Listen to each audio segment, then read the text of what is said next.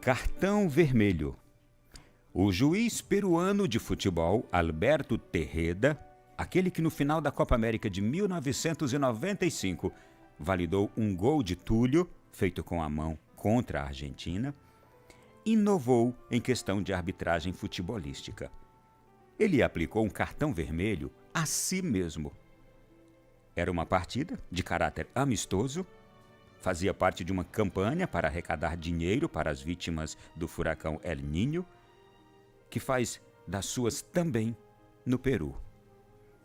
Tejeda expulsou do campo um ídolo chamado César Cueto.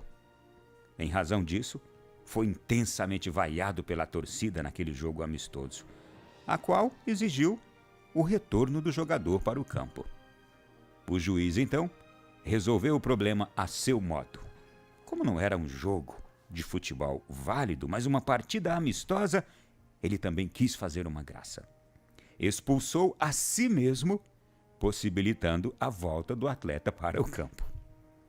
Em princípio, juiz é aquele que julga, mas não é julgado por ninguém. Quando há recurso para instâncias superiores, também é tarefa dele dar a sentença.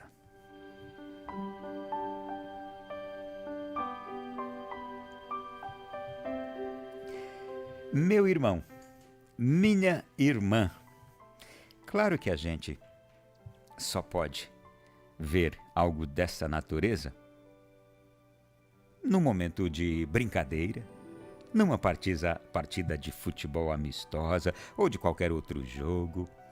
Um juiz que expulsa um jogador e aí a torcida começa a gritar e a vaiar aquela atitude do juiz e a xingar com aqueles nomes que a gente não precisa lembrar aqui. E então o juiz, naquela partida de futebol, no caso aqui o senhor Alberto Tejeda, ele teve ali uma sacada. Ele mandou chamar o jogador de volta, que ele havia expulsado, e ele mesmo se deu um cartão vermelho. Claro que, por ser uma partida amistosa, tudo caiu ali como uma imensa brincadeira e o bom humor permaneceu naquele jogo amistoso. Mas isso também nos leva, de fato, a uma reflexão sobre o trabalho, o papel, a importância de alguém que está na sociedade para julgar, como é o caso de um juiz de direito. No caso, quem está no campo de futebol, ou seja, de qualquer outro esporte, que está ali para julgar os atos corretos, as atitudes, as infrações. E juiz é aquele que de fato julga e que não é julgado por ninguém. Sua decisão é sempre soberana. Mas também a gente sabe que, dependendo do grau de julgamento, da esfera a qual aquele juiz faz parte, pode-se recorrer de sua decisão a outras instâncias superiores. E nós temos uma série de instâncias, não é? Pois bem, aqui faz a gente pensar na importância e no papel da justiça, que é o quê? É sinônimo de imparcialidade. Se a justiça pender para um lado ou para o outro lado, ela se torna injusta. Deixou de ser justiça. A imparcialidade, ela é essencial na tomada de decisões para que não haja nenhuma injustiça com nenhuma das partes. Isso em teoria, não é? E na prática? Na prática, a gente pode até dizer que a justiça humana é repleta de falhas, de injustiças, e que de fato não é isto que acontece. Existem juízes que são muito parciais, existem outros, lamentavelmente, que são infratores da própria lei. Quantos e quantos não são os casos de juízes que vendem sentenças? Olha, eu vou dizer uma coisa, conheço casos cabeludos, não é? E no mundo todo, gente, as prisões estão lotadas de pessoas, muitas, pagando de fato por algo extremamente duro que cometeram, e estão ali justamente, com justiça. Mas também há aqueles que não cometeram o delito pelo qual estão ali. Esses casos existem. Há muitos crimes praticados por colarinhos brancos. Há os que possuem dinheiro e estudo e que encontram sempre um meio de evitar a cadeia. Também isso a gente sabe que acontece, lamentavelmente. Mas eu me lembro do filósofo grego Diógenes, que dizia que a justiça era uma teia de aranha. Pegava apenas pequenos insetos. Os grandes rompiam suas teias e escapavam. E veja, Diógenes é de que século? Veja só. Até Jesus, justo e pobre, foi condenado pela justiça de seu tempo e morreu na cruz, injustamente. Veja só. Sabe por quê, meu irmão? Que nós fazemos essa análise. E para que fazemos? É para perceber que dentro de cada um de nós existe um juiz encarregado de acompanhar atentamente os lances da vida, pensando no jogo, os lances da vida, indicando o certo e o errado. E que tipo de juiz sou eu? Que tipo de juiz é você? Quando olha para o seu filho, para a vida da sua filha, que já não é mais aquela criança e que toma hoje algumas decisões que afetam muito o seu coração. Que tipo de juiz é você com o seu filho, com a sua filha? Qual julgamento você está fazendo? Está analisando todas as questões que envolvem a vida desse filho e dessa filha? Há casamentos com problemas.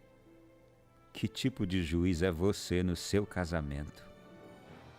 Qual o olhar de justiça que você tem para a pessoa com quem você se casou?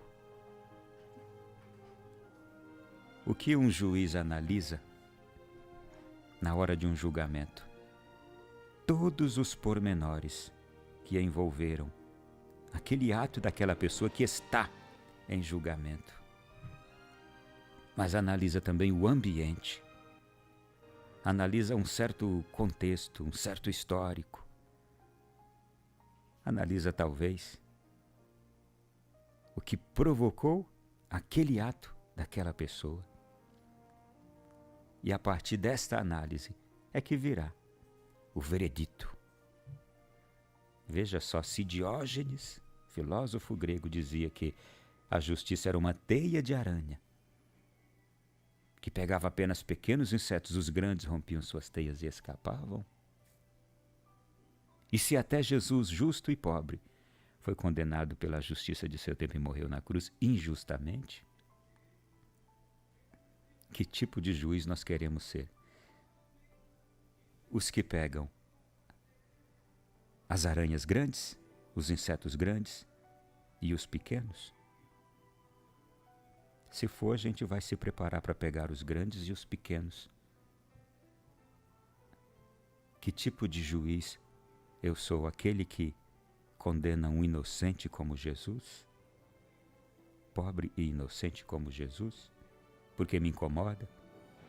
Porque é para mim uma ameaça ao meu belo estilo de vida, confortável? No fundo, os que julgaram Jesus e o condenaram é porque ele se tornou um incômodo que ameaçava roubar-lhes o conforto, o estilo de vida. E um estilo de vida já completamente longe daquilo que seria o correto para o bem do povo como um todo. Dentro de cada um de nós existe um juiz que é encarregado de acompanhar atentamente os lances da vida. Quando a gente está nesse processo de julgamento, o que entra em ação é a nossa consciência. Essa consciência que algumas vezes pode nos pedir para aplicar um cartão vermelho a nós mesmos. E quantas vezes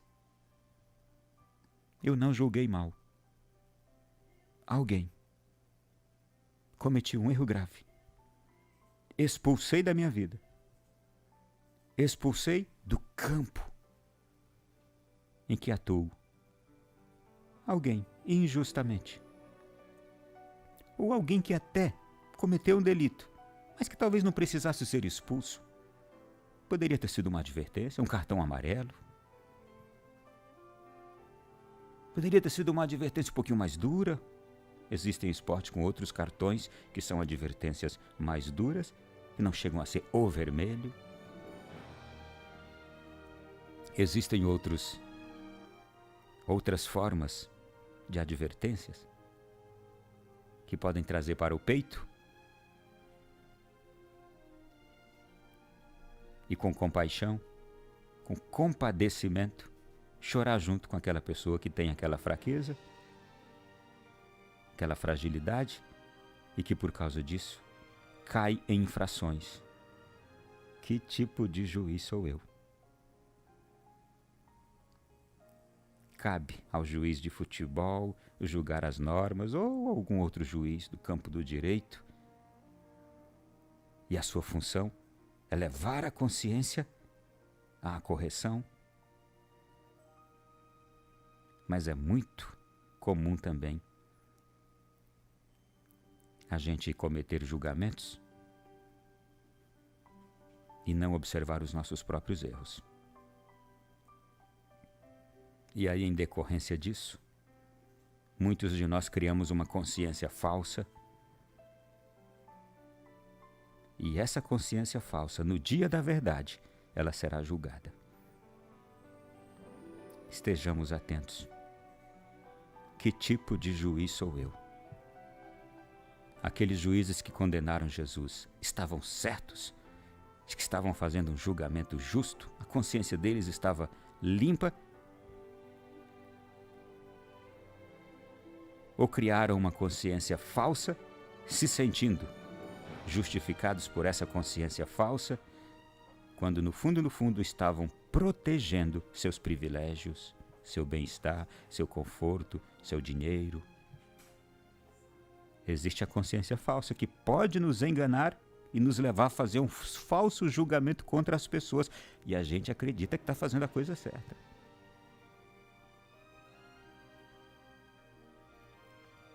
Atenção, no dia da verdade, a nossa consciência será julgada. E se ela foi uma consciência falsa, alimentada por nós, ela será julgada. Se ela foi uma consciência plena e agiu sempre pela verdade e a correção, ela também será julgada. E nós não seremos punidos.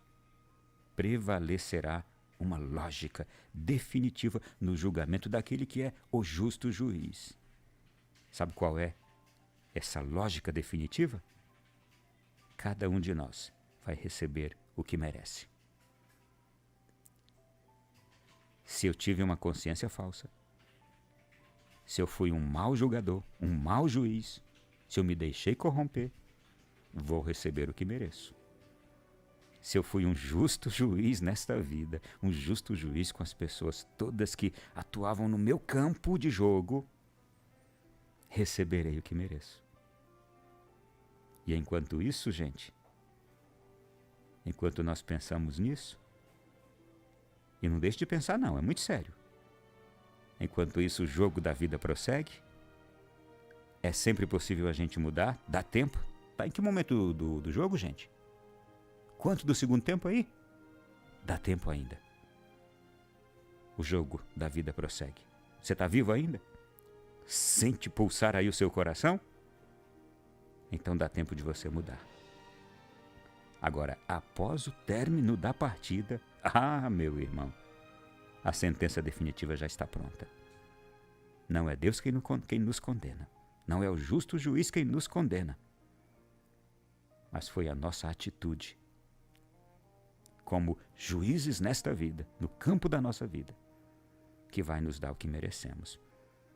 Deus não veio para nos condenar. Deus não veio para nos sacrificar.